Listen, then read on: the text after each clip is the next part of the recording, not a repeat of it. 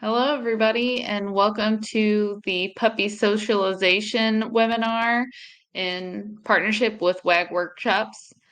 Today, we're going to talk about what to do with a puppy, what puppy socialization really means, and how to do it the right way. A quick little note about me. My name's Cass Goodnight. I am a trainer and owner for Goodnight Pup Canine Training Services. I am based out of Indianapolis, Indiana.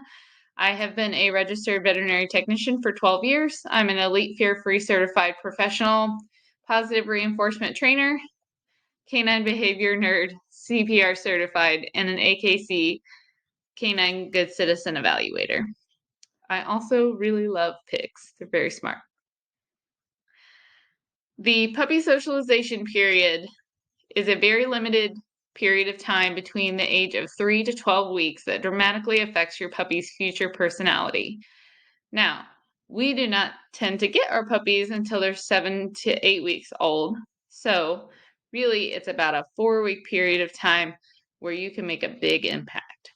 Puppies are developmentally open to new experiences at this age, and it's really important that we exploit that. Socialization is really important because it's vaccinating against future behavior problems. If you think about going to the vet and getting vaccines to prevent future disease, socialization is that vaccination for behavior problems in the future. Socialization leads to a more resilient adult dog who can quickly recover from things that are unexpected, like a visitor coming over or construction on the house. Everyday things that happen in life but don't completely shatter your dog's worldview. Lack of exposure is just as detrimental as a bad experience. So it's not just about getting your puppy out there and seeing and meeting everybody. That can actually make it worse. There is definitely a right or wrong way to do this.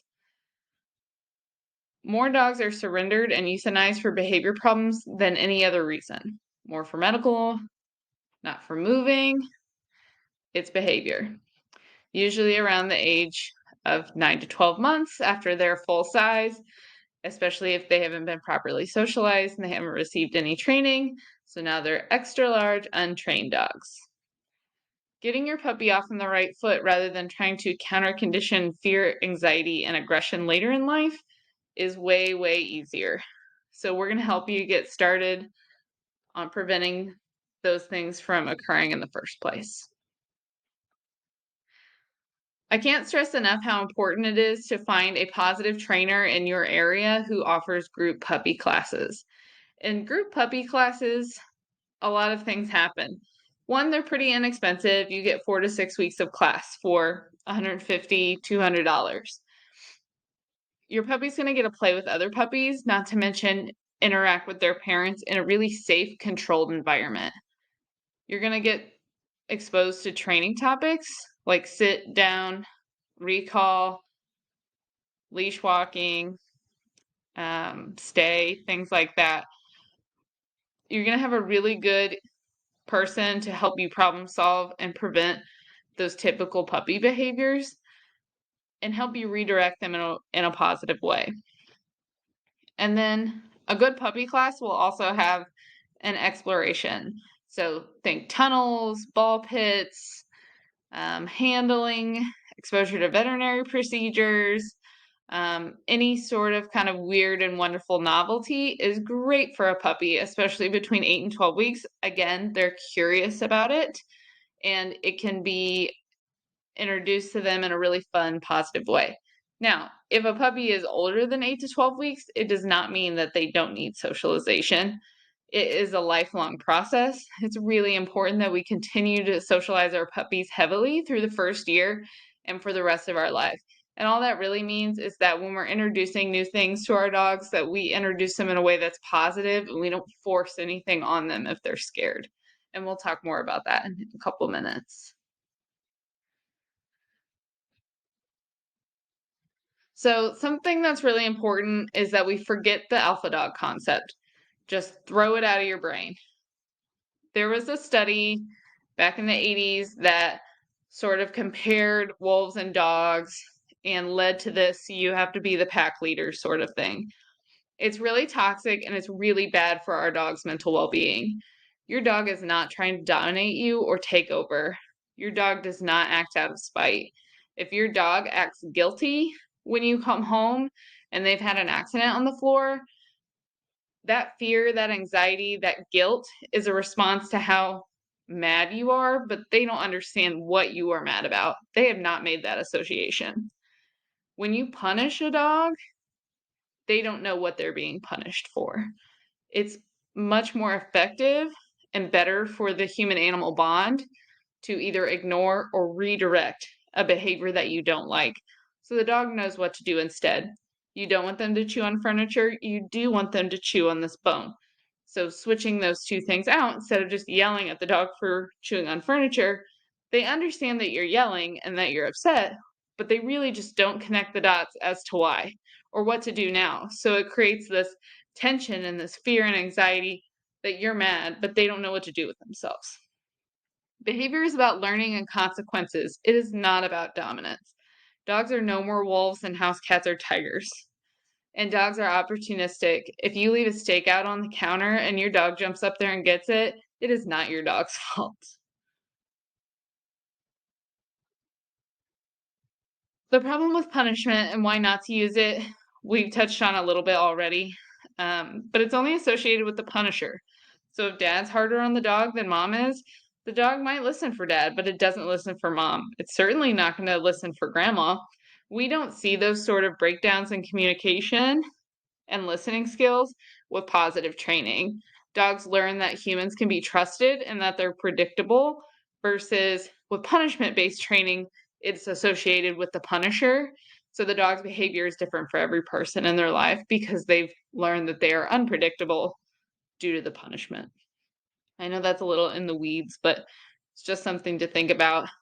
Punishment is really ineffective in teaching an alternative behavior. It may stop the behavior that you don't want, but it creates such uncertainty in the dogs that often they just go from one bad thing to another. It doesn't tell your puppy what to do instead, like we talked about, creates fear, anxiety. It inhibits learning and creativity. A dog who's trained with positive methods, you can stand and watch and see their wheels turn. It's amazing. You can just see them trying to figure out, okay, what are they trying to get me to do? Dogs who have been punished and have that unpredictability in their learning history lack that learning and creativity, and they're less likely to take risks, so to speak, and try to figure out the behavior that we want from them. Punishment can cause and exacerbate behavior problems. If you have a dog who growls and you yell at them for growling, the next step for that dog, because you've disrespected the growl and not listened to their warning, is that they're probably going to bite. Then that dog will go from being uncomfortable to biting. Instead of being uncomfortable growling, you heeding the growl, stopping. That's how bites happen without warning, and that's not what we want. If we use punishment to teach a behavior, the behavior is performed only to avoid punishment, not out of true motivation for a learned skill. So if you teach a dog to sit with punishment, maybe you push down on their butts, they're only sitting to avoid you doing that, not because they truly want to sit because of the reward at the end. So what does positive socialization even mean? It's not simply about exposure. Rather, it's about making that exposure fun and positive. Treats equal positive in this situation. It doesn't mean you can't use a toy. It doesn't mean you can't use praise. And it absolutely does not mean that you have to walk around with Cheerios in your pocket for the rest of your life. However, in a puppy's case, you always want to be prepared.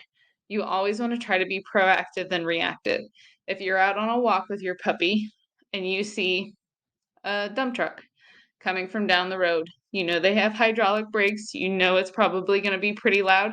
Start feeding that puppy treats before that dump truck is right up next to them. That creates this really strong association of potentially scary thing, not so scary.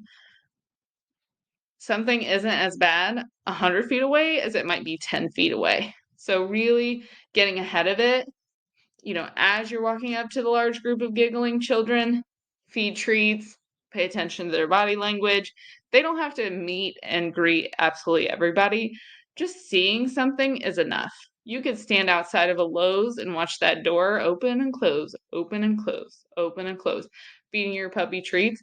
If your puppy doesn't want to go inside of Lowe's, totally fine. Assume your puppy could potentially be afraid of the situation and use treats liberally. I refer to this as open bar. So if you see something up ahead, maybe you need to pass something, you're not sure how your puppy's going to feel about it, just open bar. Treat, treat, treat, treat, treat. You get past it, you move on. They were focused on the treats, focused on you, did not have a reaction to that, saw it, right? The socialization was there. They saw it. They saw that scary thing.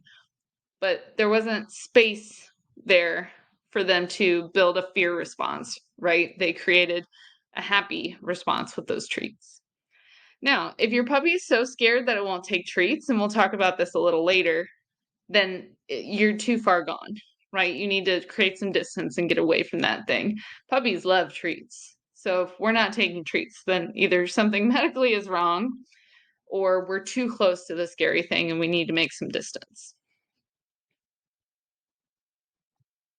For a puppy who's 8 to 12 weeks old, you should aim for 1 to 2 new experiences per day. And don't overthink this. It doesn't have to be a big thing. We all have lives. 1 or 2 new experiences could look like nothing more than you bring a toy out from your kid's room that makes noise and feed your puppy treats for 30 seconds while it's on, assuming your puppy is not afraid of it. If your puppy is afraid of it, you're going to put it down the hall, you're going to turn it on again and see how your puppy reacts. If your puppy's still afraid of it, you're going to put that away and try something else. An experience could be meeting grandma, meeting the neighbor, riding in the car, going to the vet's office. You brought a new pillow home from Home Goods. Do not overthink it. It is literally any weird and wonderful thing that could happen in life. 1 to 2 experiences per day. As they get older into more adolescence, 1 to 2 per week, but new stuff happens all the time. The most important thing when we talk about positive socialization is that we don't flood our puppies with experiences. When new things come onto the scene, they're allowed the space to be afraid, and we respect that, give them a little distance from it. So if someone comes over, there's a house full of people for Christmas, and your dog is not into it, that means not forcing them to hang out with everybody. Giving them a safe spot, somewhere to go, being considerate of their feelings as well as yours. Positive exposure to all kinds of different people, animals, environments, sounds, surfaces, and novelty. This could be as simple as laying out the bubble wrap that you get in your Amazon package and putting treats all over it and letting your puppy kind of feel the textures. Laying out a piece of sandpaper, laying out a pan, something like that. Really get creative with it. You kind of can't go wrong with these things, again, as long as puppies enjoying these experiences. But at this age, they tend to be really curious about them. And again, it's really important that we exploit that. So give lots and lots of treats. Just seeing it is enough. Your puppy does not have to meet everyone and everything. Avoid overwhelming your puppy and keep it fun. Pay attention to their body language and get away from it when you need to. Some signs of fear. Many you'll recognize: ears back, panting, tail tuck, trying to escape, of course, lifting their lips. Some people think it's really cute that it's smiling. They're trying to warn us. It's really important that we listen to those warnings. Showing their belly. Often, again, people think it's really cute. Sometimes they show their belly and they pee. Really scary situation for a dog. Showing their belly is an appeasement behavior. It means that they're just trying to be as non-threatening as possible because they really just don't like this situation that they're in. Of course, hiding. One of the more subtle signs is that dogs will lift their paw when they're uncomfortable. So be on the lookout for that one. And refusing treats. Puppies almost never refuse treats unless they've gotten like 40 treats before and they're somehow finally full. but oftentimes it's because they're over threshold, they're too scared, and you need to get away from whatever you're doing. If your puppy is frightened, keep using those treats if they'll take them, get some space, allow a puppy to just check it out. Simply smelling it's enough, simply seeing it's enough.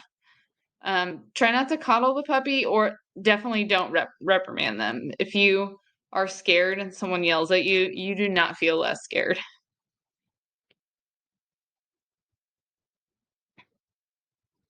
All right, everybody. I hope you enjoyed this quick introduction to positive puppy socialization.